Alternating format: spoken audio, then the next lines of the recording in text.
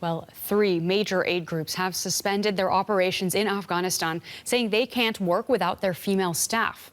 This follows an order by the country's Taliban rulers telling all humanitarian organizations to stop employing women.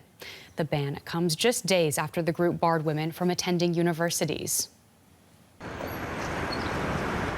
The Taliban are trying to erase them from public life, but Afghan women are fighting back, not letting the Taliban crush their dreams. In this alley, women protesting for their right to university education were dispersed with water cannon. We are not carrying any weapons.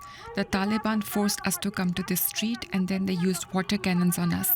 We all got drenched and many girls fell down.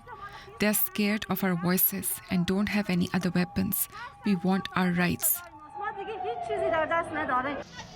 The Taliban's assault on women's rights shows no sign of stopping. Women humanitarian workers are desperately needed in poverty-stricken Afghanistan. Now they're being told to stay home. The UN has warned against limiting women's role in the humanitarian sector. Effective humanitarian assistance relies on the meaningful participation of women, as they stated, and we cannot overstate the importance of their capacities, insight, and ability to reach women and girls across the country. Despite worldwide condemnation, the Taliban are not bowing down to the pressure, and they're closing doors to any meaningful engagement. For more, I'm very pleased to welcome Ramiz Alakbarov, Deputy Special Representative of the UN Assistance Mission in Afghanistan. He also coordinates 28 NGOs in Afghanistan. So we have three major NGOs announcing they are going to be suspending their work in Afghanistan after the Taliban's ban on women's staff. Do you believe that that is the right response? Well, there is never a good choice when we're talking about the suspension. Afghanistan is the poorest country in the world, one of the poorest for sure.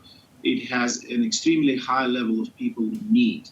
But it's also true that the participation of women staff in the discharge of humanitarian work is an essential principle of humanitarian aid delivery, and we cannot deliver aid in an unprincipled way. Okay. I want to ask what kind of communication channels the UN has with the Taliban. What kind of pressure might you be able to exert that would change their minds on this issue?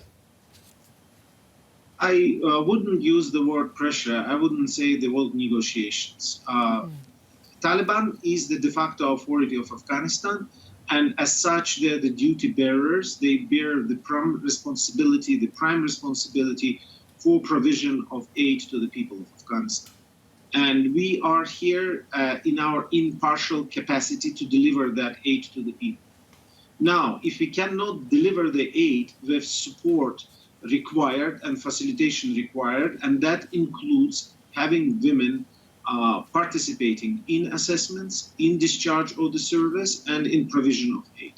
This is essential elements of operational independence, not applicable just to Afghanistan. This is a universal principle of delivery of humanitarian aid. So what we are talking to them about is that we need to make sure that they provide us with the required conditions so that we can assist the needy people. And that's where our conversation ends with them. So without those conditions, can you tell me a bit more about how this ban is going to affect the UN's work in Afghanistan? First of all, the NGOs are our implementing partners. So you cannot extend certain bans or restrictions on NGOs and expect that UN will not be affected. So as such, this is not an NGO issue. It's an entire issue for us as the international community and as the aid community. That's number one.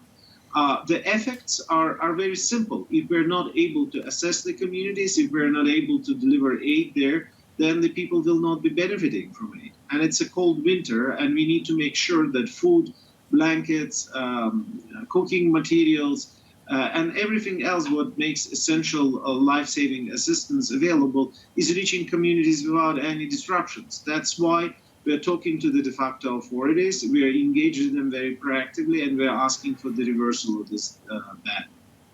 Okay, I want to thank you so much for joining us on DW News to speak about this important topic. That's Ramiz Alakbarov, Deputy Special Representative of the UN Assistance Mission in Afghanistan.